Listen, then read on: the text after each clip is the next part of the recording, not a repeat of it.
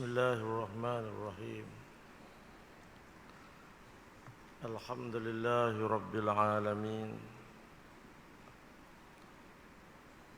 Wassalatu wassalamu ala asyrafil anbiya'i wal mursalin wa ala alihi wa sahbihi ajma'in.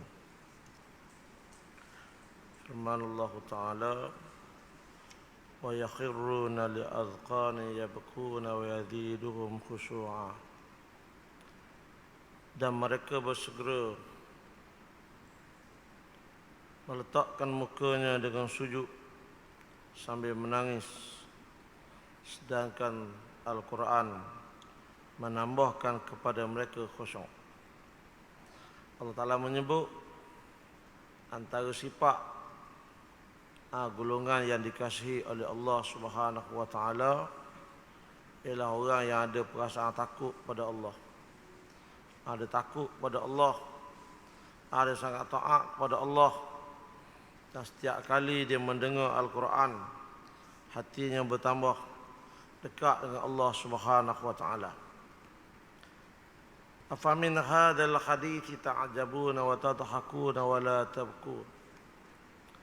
Artinya, maka patutkah kamu merasa hairan terhadap keterangan Al-Quran ini sehingga kamu mengingkarinya, serta kamu tertawa mengejek-ngejekkannya, dan kamu tidak mahu menangis kesalkan kesalahan kamu, serta takutkan balasan buruk yang akan menipu dirimu.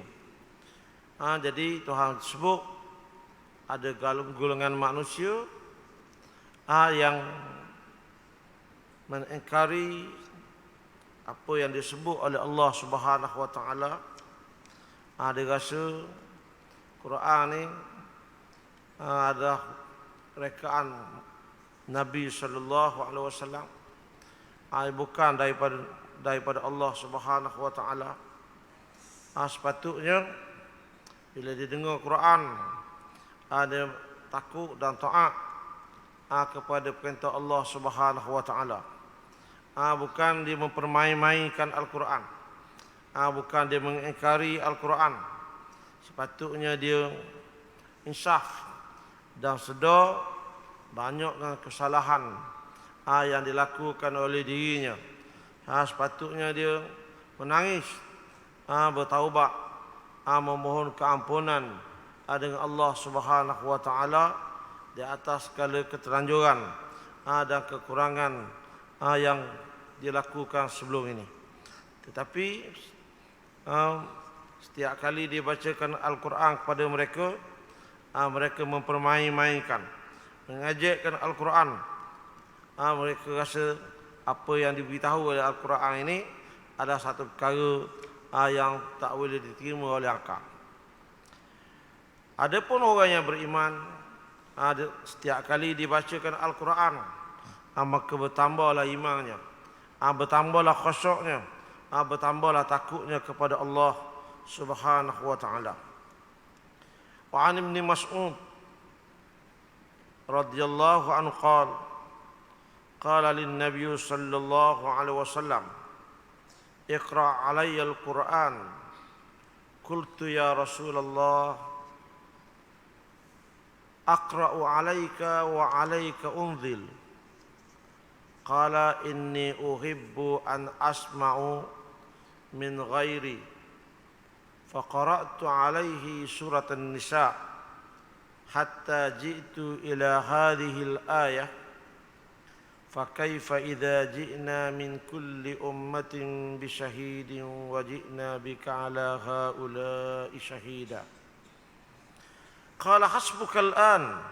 فالتفأت إليه فإذا عيناه تذرفان. Diceritakan oleh Ibnu Mas'ud radhiyallahu anhu, kata Ibnu Mas'ud, satu hari Nabi sallallahu alaihi wasallam berkata kepada beliau, Nabi kata, wahai Ibnu Mas'ud, bacalah Al-Quran untukku. Aku ingin mendengar bacaan Al-Quran daripadamu. Lalu Abdullah bin Mas'ud berkata, adakah saya yang baca Rasulullah dengar bacaan saya? Sepatutnya saya yang dengar bacaan Rasulullah, sebab Al-Quran ini diturunkan kepada Rasulullah. Kenapa pula saya yang baca, Rasulullah yang dengar? Lalu Nabi sallallahu alaihi wasallam menjawab, Nabi kata, aku suka dengar orang lain membaca untukku. Kemudian Abdullah bin Mas'ud pun membaca surah An-Nisa. Apabila sampai pada ayat fa kaifa idza ji'na min kulli ummatin bi syahidin wa ji'na bika ala haula'i syahida. Sampai situ Nabi kata, wahai Abdullah bin Mas'ud, cukuplah, cukup, berhenti. Abdullah bin Mas'ud paling tengok Nabi, rupanya Nabi menangis. Nabi sangat menjiwai apa yang dibaca, kerana dia sangat memahami apa yang dibaca oleh Ibnu Mas'ud itu. Jadi pengajaran daripada hadis ini, Islam menggalakkan kita ni, yang pertama banyak ingat Tuhan, banyak mengingati Allah Subhanahu wa taala. Kerana orang yang banyak mengingati Tuhan ini ialah tanda dia kasih kepada Allah dan Allah kasih kepada dia. Yang kedua, hadis ini juga mengajar kita bahawa pentingnya kita tadabbur, menjiwai, menghayati apa yang kita baca. Bukan sekadar kita baca, tetapi kita juga menjiwai apa yang kita baca itu, dengan kita memahami maknanya, supaya kita dapat melaksanakan perintah Allah Subhanahu wa taala dengan cara yang terbaik. Dan ayat ini juga, hadis ini juga mengajar kita bahawa antara amalan yang mulia bukan sekadar baca Quran, tetapi kita membaca, kita mendengar bacaan orang lain. Bukan sekadar kita sendiri yang baca, tetapi kita mendengar dan menjiwai ayat-ayat Al-Quran yang dibaca oleh orang lain. Kerana dengan cara demikian dia boleh menambahkan ketakwaan kita, menambahkan keimanan kita kepada Allah Subhanahu wa taala. Dan hadis ini juga mengajar kita betapa Nabi ini mempunyai sifat tawaduk, merendah diri, sehingga dia sanggup mendengar bacaan orang lain, sedangkan Al-Quran itu diturunkan kepada Nabi sallallahu alaihi wasallam. Tapi Nabi bersedia mendengar bacaan daripada sahabatnya. Dari apa lagi kita yang bukan Nabi, sepatutnya kita bersedia menerima ilmu dan tegaran daripada sesiapa sahaja. Wa an Anas radhiyallahu anhu qala khataba Rasulullah sallallahu alaihi wasallam khutbatan ma sami'tu mithlaha qattun qala law ta'lamuna ma a'lamu la dhahiktum qalilan wa la bakaytum katsira qala faqatta ashabu Rasulullah sallallahu alaihi wasallam wujuhahum lahun khanin. Artinya diceritakan oleh Anas radhiyallahu anhu, kata Anas, Rasulullah sallallahu alaihi wasallam telah memberi satu khutbah, satu ucapan yang belum pernah aku mendengar kata-kata seperti itu sebelum ini. Lalu Nabi sallallahu alaihi wasallam bersabda, Nabi kata, "Lau ta'lamuna ma a'lamu la dhahiktum qalila." Sekiranya kamu tahu sebagaimana aku tahu, nescaya kamu akan sedikit ketawa. Wala bakaitum katsira, kamu akan banyak menangis. Kerana Nabi banyak mengetahui perkara yang kita tak tahu. Ada banyak benda yang Nabi tahu. Umpamanya Nabi pernah lalu di kawasan kubur. Kita lalu ke kubur nampak batu nisan je. Tapi Nabi pernah lalu. Lalu Nabi tanya siapa? Ini kubur siapa? Dan Nabi tunjuk, inna sahiba yuhadzibani. Inna sahibahuma yu'adzibani. La yu'adzibani fi kabirin. Inna ahadahuma la yastarra'u anil bawlih. Wal akhar yamshi bin namimah. Nabi kata, Nabi tunjuk ke dua kubur. Nabi kata orang dalam kubur ni sedang diazab. Dia tidak diazab dalam pada perkara yang dianggap besar oleh manusia. Yang seorang ni Nabi kata dia ni tak suci basuh kecil. Basuh kecil tak suci. Menyebabkan dia diazab dalam kubur. Yang seorang lagi Nabi kata dia ni suka mengumpat. Suka bercakap tentang keburukan orang. Jadi kita kalau kita tengok kita tak tahu, tengok saja je. Tapi dia tahu. Nabi Allah Taala beritahu apa yang ada dalam kubur. Begitu juga satu hari ketika Nabi duduk bersama sahabat dia, tiba-tiba dengar satu bunyi. Satu bunyi benda jatuh. Lalu Nabi tanya, adakah kamu tahu apa bunyi itu? Sahabat kata, Allah wa rasuluhu a'lam. Allah dan Rasul dia tahu. Lalu Nabi kata itu bunyi batu. Batu yang dicampur oleh malaikat sejak 70 tahun dulu baru sampai di dasar neraka. Maknanya Nabi diberitahu oleh Allah apa yang tak diberitahu kepada kita. Itu sebagai beberapa contoh. Jadi Nabi kata, "Lau ta'lamuna ma a'lamu la dhahiktum qalila wa la bakaitum katsira." Kalau kamu tahu sebagaimana aku tahu, nescaya kamu ni tak akan banyak ketawa. Akan banyak menangis. Sebab apa kita menangis? Sebab sedikitnya pahala kita. Sebab banyaknya dosa kita. Sikitnya amalan kita. Banyaknya kita melakukan perkara yang sia-sia. Yang sepatutnya kita mencari bekal yang sebanyak mungkin untuk kita membawa bekalan tersebut menghadap Allah Subhanahu wa taala. Jadi pengajaran hadis ini banyak menangis kerana ingat pada Allah ada satu sifat yang mulia. Menangis kerana ingatkan Allah. Sebab tu banyak kisah-kisah sahabat dia menangis. Dia fikir tentang alam akhirat. Contohnya Aisyah radhiyallahu anha. Satu hari ketika Nabi tidur tengah hari, dia menangis. Jatuh air mata dia atas pipi Nabi. Lalu Nabi tanya, "Ma yubkiki ya Aisyah? Apa yang menyebabkan kamu menangis?" Lalu Aisyah kata, "Saya fikir tentang akhirat.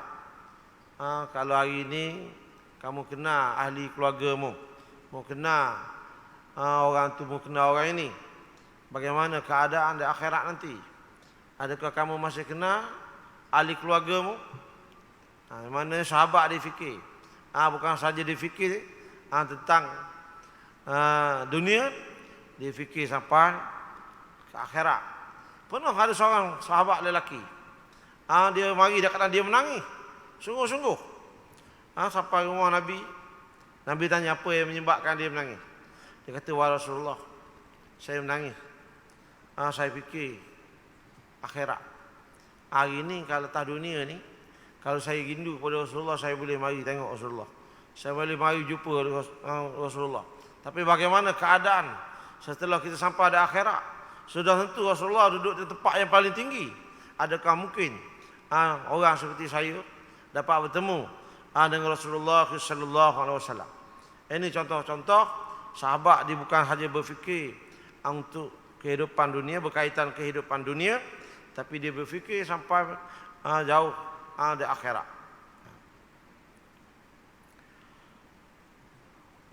adalah menjadi kewajipan kepada umat Islam supaya saling mengingati antara satu sama lain. Sebab tu Nabi selalu memberi peringatan. Memberi peringatan kepada para sahabat supaya tidak leka. Supaya ingat bahawa kehidupan kita ini tidak kekal di dunia. Sebaliknya kita sedang menuju perjalanan kita menuju ke alam akhirat. Sebab tu Ibn Umar pernah kata, Rasulullah beritahu kepada dia, hidup di dunia ni umpama orang yang musafir. Kita musafir, kita pergi satu tempat, kita kagum dengan tempat orang. Kagum, indah, cantik tempat orang, tapi kita kena sedar bahawa kita musafir, kita tak boleh duduk lama situ. Sampai masa kita kena balik. Ataupun Nabi kata, kata Ibn Umar, jadilah kamu ni seperti orang yang melintas jalan. Atas jalan kita dah duduk lama. Kerana banyak kenderaan yang akan lalu. Jadi kita lalu, sekadar lalu. Demikianlah kita hidup di dunia, kehidupan kita tak lama. Jadi jadikanlah kehidupan ini penuh dengan ketaatan, penuh dengan kebajikan, untuk kita bawa bekal menghadap Allah Subhanahu wa taala. Wa an Abi Hurairah radhiyallahu anhu qala Rasulullah sallallahu alaihi wasallam, la yaljun nara rajulun baka min khasyatillahi hatta ya'uda al-labanu fi dar'i wa la yajtami'u ghubaru fi sabilillah wa dukhanu jahannam, rawahu Tirmidzi wa qala hadithun hasan sahih. Ada Abu Hurairah radhiyallahu anhu, kata Abu Hurairah, Nabi sallallahu alaihi wasallam telah berkata, tidak akan masuk neraka seseorang yang selalu menangis takutkan Allah. Maknanya orang selalu bertaubat, memohon keampunan dengan Allah. Tak mungkin Allah akan letak dia dalam neraka. Kerana Allah akan menerima taubat orang yang benar-benar bertaubat, yang mencukupkan syarat taubatnya, maka Allah akan menyelamatkannya dari azab neraka. Sebagaimana kata Nabi, mustahil susu yang sudah diperah akan kembali semula ke dalam tubuh haiwan tu, ke dalam kantong susu tu. Bila dah diperah masuk dalam bekah, maka dia tak akan kembali ke tempat asal dia, dalam kantong susu tu. Dia akan kekal dalam bekah yang ditadah tu. Demikianlah juga orang yang sudah bertaubat, bila dia bertaubat sungguh-sungguh dan dia tak kembali lagi kepada kesalahan yang dibuat sebelum ini, maka taubatnya akan diterima oleh Allah Subhanahu wa taala. Wala yajtami'u ghubaru fi sabilillah wa dukhanul jahannam. Begitu Nabi kata, tak akan bercampur debu-debu fi sabilillah dengan asap neraka. Mana orang yang berjuang pada jalan Allah, yang bersungguh mengerjakan perintah Allah, membela agama Allah, mengembangkan agama Allah, debu-debu yang melekat pada tubuhnya menjadi saksi untuk Allah selamatkan dia daripada azab neraka. Wa ana Abi Hurairah radhiyallahu anhu qala Rasulullah sallallahu alaihi wasallam, sab'atun yudhilluhumullah fi dhillihi yawma la dhilluh yawma la dhilla illa dhilluh, imamun adil wa syabun nasha'a fi ibadatillahi ta'ala wa rajulun qalbuhu mu'allaqun bil masajid wa rajulani tahabbani fillah ijtama'a alayhi wa tafarraqa alayhi wa rajulun da'at imra'atun dhatu jamalin wa mansibin faqala inni akhafullah wa rajulun tasaddaqa bi sadaqatin fa akhfaha hatta la ta'lama shimalu ma tunfiqu yaminuhu wa rajulun dzakarallaha khaliyan fa fadat aynahu. Dari Abu Hurairah radhiyallahu anhu, kata Abu Hurairah bahawa Nabi sallallahu alaihi wasallam pernah bersabda, kata Nabi, 7 golongan yang akan dinaungi oleh bayangan aras, akan dilindungi oleh Allah pada hari tidak ada tempat untuk berteduh melainkan bayangan yang disediakan oleh Allah. Yang pertama, orang yang dapat kelebihan ini, yang pertama imamul adil, pemimpin yang adil. Yang kedua, syabun, pemuda yang membesar, yang meningkat dewasa, ada kadang taat kepada Allah. Yang ketiga, lelaki yang hatinya melekat pada masjid, kerana selalu berulang-alik ke masjid. Yang keempat, dua orang yang berkasih sayang, yang berkawan rapat. Dia berkawan, kalau bertemu dia bincang benda yang baik, bukan bincang benda maksiat. Kalau dia berpisah pun bukan sebab dia bergaduh, bukan sebab dia kelahi. Kemudian yang kelima, wa rajulun da'at imra'atun dhatu jamalin wa mansibin, lelaki yang digoda oleh perempuan yang cantik, perempuan yang ada kedudukan, mengajak dia berzina, lalu dia menjawab, saya takutkan Allah.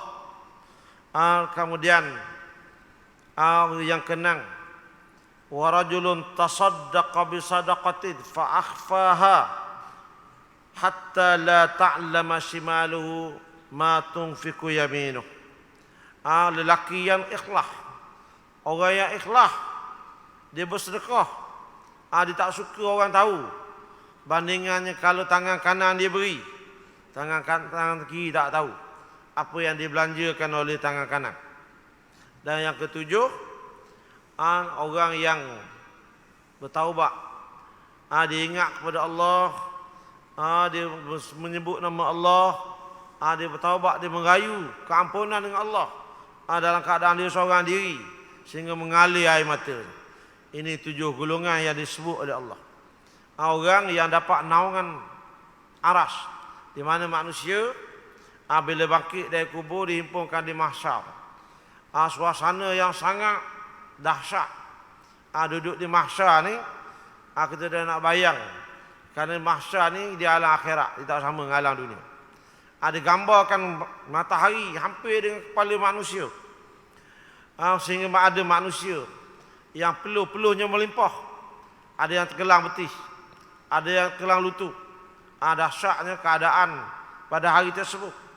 Dibiarkan dalam keadaan begitu, tak disediakan makan minum, manusia dalam keadaan bertelanjang, maka manusia hidup dalam keadaan sangat susah. Dan di sana ada golongan yang diselamatkan oleh Allah Subhanahu wa taala. Nabi sebut sab'atun yuzilluhumullah. Ada 7 golongan yang dinaungi oleh bayangan aras, yang dapat berteduh, yang dapat duduk dengan selesa. Yang pertama Nabi sebut imamul adil, pemimpin yang adil, pemimpin yang soleh, pemimpin yang bertakwa. Daripada pemimpin yang terbesar sampailah pemimpin yang paling kecil. Pemimpin yang paling besar pemimpin negara, sampailah pemimpin yang paling kecil, pemimpin keluarga dan sebagainya. Kemudian yang kedua Nabi sebut syabun, pemuda. Kerana saat muda ni dia nafsu dia kuat, nafsu ingin hidup bebas, hidup pantang ditegur, pantang dia nasihat, payah nak terima nasihat orang. Tapi ada yang istiqamah, yang walaupun dia muda, tetapi tak terpengaruh dengan jiwa muda, dia tak hanyut dengan cabaran sekeliling dia.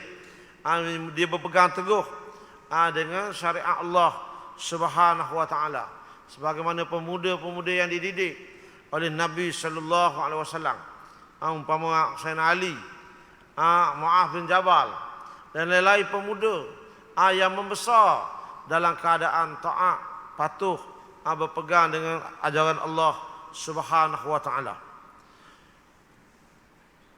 Kemudian Nabi sebut orang yang selalu berulang-alik ke masjid. Wa rajulun qalbu mu'allaqu bil masajid. Orang yang sentiasa teringat ke masjid. Dia mari pada jemaah, mari dengar orang mengajar, mari iktikaf dan sebagainya. Kerana masjid adalah tempat yang mulia. Masjid, dikatakan masjid ni Baitullah. Masjid ni rumah Allah. Kalau rumah kita, maka kita yang akan layang tetamu yang datang. Kalau kita mari ke masjid, maka sudah tentu kita akan dimuliakan oleh Allah Subhanahu wa taala. Allah sangat kasih kepada orang yang bolak-balik ke masjid, dan disebut dalam hadis ini, Nabi kata diberi perlindungan khusus di akhirat nanti orang yang selalu berulang-alik ke masjid. Kemudian begitu persahabatan, berkasih sayang. Kasih sayang ni kan ada melambangkan iman. Melambangkan yang berkait dengan iman. Sebab tu Nabi sebut, la yu'minu ahadukum hatta yuhibba li akhihi ma yuhibbu li nafsihi. Yang tidak sempurna iman seseorang sehingga dia kasih kepada saudara dia sebagaimana dia kasih kepada diri dia. Apa yang dia kasih kepada diri dia, apa yang kita suka berlaku pada diri kita. Kalau kita ni seorang peniaga, kita suka pahala perniagaan kita maju, maka kita juga suka kalau sahabat kita berniaga dia maju. Kalau kita seorang petani, kita suka kalau tanaman kita menjadi, dan kita suka juga tengok kawan kita yang bertanam menjadi tanaman dia. Dan begitulah, mana Pak? Contohnya, benda-benda yang kita suka berlaku pada diri kita, kita juga suka tengok benda itu berlaku pada orang lain. Kalau kita suka tengok anak kita berjaya, kita juga bergembira di atas kejayaan anak orang lain. Jadi Nabi sebut, la yu'minu ahadukum hatta yuhibba li akhihi ma yuhibbu li nafsihi. Maka dia tak sempurna iman seseorang sehinggalah dia kasih saudara dia sebagaimana dia kasih pada diri dia. Menunjukkan bahawa kasih pada sesama Islam ini dia berkait dengan iman seseorang. Jadi dalam hadis Nabi sebut, wa rajulani tahabba fillah ijtama alaihi wa tafarraqa alaihi. Orang yang berkasih sayang kerana Allah, kalau dia kawan, dia bertemu, dia bincang benda yang baik, dia bukan bercakap tentang perkara dosa, tentang maksiat. Kalau dia berpisah perkara sebab dia kelahi, pernah disebut dalam satu hadis, ada orang tu dia bersahabat baik. Dia bersahabat baik, yang seorang ni berpisah, dia pindah duduk tempat yang jauh, maka putuslah hubungan, lama tak bertemu. Maka salah seorang daripada itu, antara dua tu, dia ingin ziarah saudara dia. Maka dia mula perjalanan. Bila dia berjalan, sampai di tengah jalan, Allah hantar malaikat. Malaikat tanya dia, malaikat menyamar jadi rupa manusia. Malaikat tanya, kamu dari mana? Nak ke mana? Dia beritahu dari mana dia datang. Dan dia beritahu ke mana dia nak pergi. Malaikat kata, jauh perjalanan kamu ni. Apa hajatmu? Dia kata dia nak temu saudara dia. Malaikat tanya, adakah ada sesuatu yang kamu ingin ambil daripada dia? Adakah dia berhutang duitmu? Adakah dia ambil barangmu? Ada apa-apa yang kamu nak kembali kepada dia? Kata kawan tu, tak, saya nak ziarah dia kerana saya kasih dia. Saya teringat ke dia, lama saya tak jumpa dia. Lalu malaikat ni kata, aku ni utusan Tuhanmu. Nak beritahu kepadamu, Tuhanmu kasih kepadamu sebagaimana kamu kasih kepada saudaramu. Jadi itu kesan kita berkasih sayang, maka Allah Ta'ala beri kelebihan. Orang yang berkasih sayang kerana Allah, berkawan, bersahabat kerana Allah, maka di akhirat nanti dia akan mendapat kelebihan ini. Seterusnya, Nabi SAW, wa rajulun da'athu imra'atun zatu jamalin wa mansibin. Lelaki yang digoda, yang dipujuk rayu oleh perempuan yang cantik, perempuan yang berkedudukan, tapi dia memilih untuk taat kepada Allah. Dia tak terpengaruh dengan pujuk rayu tersebut. Maka Allah beri kelebihan sangat besar kepada dia. Contohnya cerita Nabi Yusuf. Dia pernah digoda, dia selamat daripada godaan itu. Antara kisah yang masuk, kisah Juraid. Kisah Juraid ni, dia budak baik. Dia budak yang baik. Cuma ilmu tak banyak. Dia baik lain, berilmu lain. Jadi Juraid ni dia selalu kuat ibadat, kuat melakukan ibadat. Setiap kali dia mari, setiap kali mak dia mari nak jumpa dia, dia sedang bersembahyang, dia sedang beribadat. Menyebabkan mak dia balik dan kadang kecewa. Tak ada nak temu dia. Mak dia mari pula masa yang lain. Demikian keadaannya. Dia beribadat, dia sedang sembahyang. Bila mak dia panggil dia, dia rasa kalau mak dia ni ada hal penting, ada hajat penting, mak dia akan tunggu. Dia susah selesai ibadat dia. Dia pun barulah dia cuba nak tengok mak dia. Bila mak dia tengok mak dia dah beredar di tempat tu. Maka dia teruskan ibadat dia. Begitulah beberapa kali sehingga mak dia sangat kecewa. Mak dia kata, "Ya Allah, sebelum anakku ni mati, kau uji dia. Pedihkan hati dia sebagaimana pedihnya hatiku ni." Ini kata-kata seorang ibu. Setelah masa itu berlalu, maka Juraid ni diuji, difitnah. Dalam perjalanan Juraid dari rumah dia ke tempat ibadat dia, ada rumah orang kaya. Orang kaya ni ada anak perempuan, ada seorang gadis. Gadis ni berpakat dengan orang gaji dia. Dia kata kalau Juraid lalu, beritahu dalam rumah ni ada orang sakit, suruh dia bantu.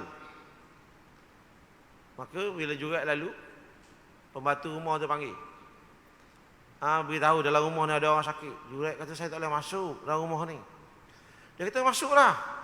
Bila lagi kau nak tolong orang ni, orang sakit ni?" Dia kata, "Saya tak pandai berubat." Dia kata pembantu rumah tu, "Kau tolonglah apa yang boleh kau tolong. Takkan kau nak biarkan dia mati?" Juraid masuk dalam rumah. Pagar tu dikunci. Masuk dalam rumah tu dikunci. Juraid tanya, "Mana orang sakit?" Dia kata, "Dah bilik." Bila masuk bilik, dikunci bilik. Dan perempuan tu goda dia, ajak dia berzina. Juraid menolak. Dan dia kata, "Kalau kau tak tunai ajak aku akan menjerit. Orang ramai akan mari dan aku akan beritahu kamu yang ceroboh masuk rumah aku. Kamu pilih sama ada tunai permintaan aku ataupun aku menjerit orang ramai mari, aku beritahu kamu yang ceroboh masuk rumah aku." Juraid tetap memilih untuk taat kepada Allah. Dia takut untuk melakukan zina. Perempuan tu menjerit, orang ramai mari. Juraid tak ada peluang nak bercakap. Orang gaji kata, "Betul dia ceroboh masuk rumah ni." Padahal dia tukar panggil, "Betul dia ceroboh." Juraid dia belasah. Surah tempat dia ibadat tu dirutuhkan. Setiap hari dia berjalan, orang kata, "Nampak baik, hati kotor." Macam-macam maki dia orang. Dan perempuan ini pula nak membuktikan dia benar, dia berzina. Dia berzina dengan pengembala kambing. Makin hari perut dia makin besar. Bila dia dah melahirkan anak, Juraid ni pula dah berhenti berdoa. Minta Allah bersihkan nama dia. Bila dia dengar khabar perempuan tu dah melahirkan anak, dia pergi. Berani kat Juraid, dia pergi. Dia pergi, keluarga perempuan tu kata, "Wahai Juraid, ni anakmu ni." Juraid ambil budak tu. Juraid letak jari dia atas pusat budak tu. Juraid tanya, "Man abuk? Siapa ayahmu?" Budak tu kata, "Ar-Ra'i. Ayah saya pengembala." Dia sebut nama kawan tu. Jadi perempuan yang tuduh Juraid ni takut bila tengok benda yang pelik berlaku ni. Budak kecil yang baru lahir boleh bercakap. Lalu dia mengaku salah. Dia kata, "Sebenarnya Juraid tak salah. Saya yang goda dia." Tapi Juraid setahun dah gitu. Orang ramai pun mari. Ramai mari gosok Juraid, minta maaf dengan Juraid dan tawa kepada Juraid. Nak buat semula, surah dia nak buat pada mah. Juraid tidak payahlah. Buat sebagaimana asal dah. Ni. Jadi orang yang menolak godaan, tak kira walaupun orang hadis ni disebut oleh lelaki yang digoda oleh perempuan, termasuk juga perempuan yang digoda oleh lelaki, dia menolak kerana ditakutkan Allah, maka Allah memberi kemuliaan, kelebihan kepada orang tersebut. Kemudian dan antara golongan yang diberi perlindungan oleh Allah, wa rajulun tasaddaqa bi sadaqatin fa akhfaha hatta la ta'lama shimaluhu ma anfaqa atau ma tunfiqu yaminu. Ada lelaki yang suka bersedekah. Ada sedekah tidak suka orang heboh-hebohkan pemberian dia. Tidak suka orang hebohkan sumbangan dia. Cukuplah Allah yang tahu. Allah yang tahu. Allah yang menilai kebaikan yang dia buat. Dan memang ramai orang yang seperti ini. Ada di kalangan sahabat dulu. Dia suka derma. Siang hari ini dia dengar orang cakap, siapa susah, siapa anak yatim, siapa ibu tunggal. Malam dia kantor. Zaman dulu gelap, tak ada lampu elektrik. Dia beri salam, dia tok barang, dia tok makanan, tok kandung beras apa itu gini, balik. Selalu dia buat gitu. Dan orang tak tahu siapa yang bagi barang. Akhirnya dia mati. Masa nak diuruskan jenazah dia, orang tengok atas bau dia kudih. Ada kudih. Kerana dia selalu pikul barang berat, berbekas di bau dia. Dia orang tanya keluarga dia, kenapa bau dia begini?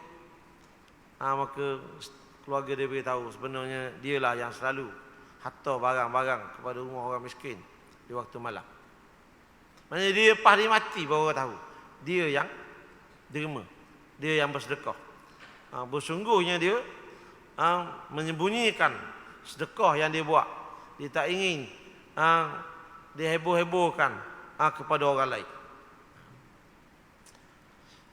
Tetapi kadang-kadang ada juga kita ni perlu sedekah secara terbuka, bukan kerana nak nama, tapi supaya sedekah kita itu boleh jadi contoh kepada orang lain. Pernah satu ketika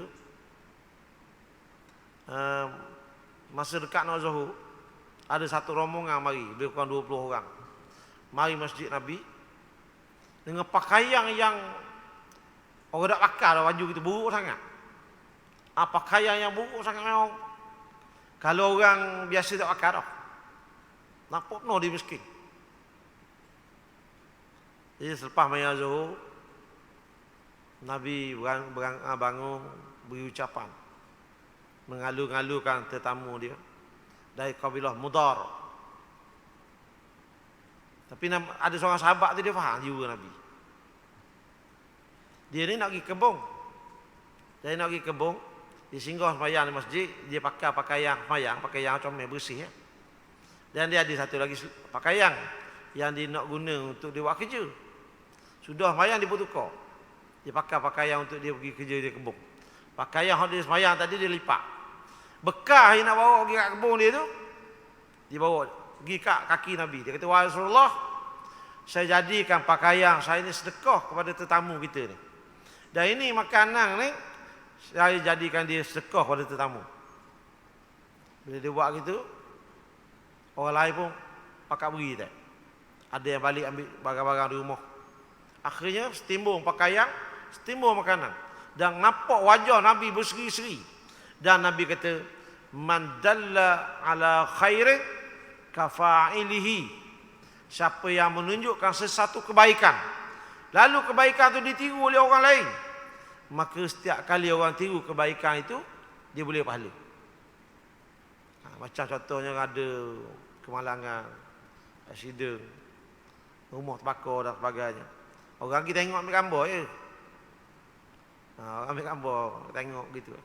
Ada orang tu, dia cari bekas. Siapa nak terima? Bos dia ni. Dia bos 2 ya je. Orang lain bos 100. Orang bayar 300. 50 orang lain bos. Walaupun dia bos sikit je, tetapi dia yang mula. Jadi, dia juga mendapat kelebihan.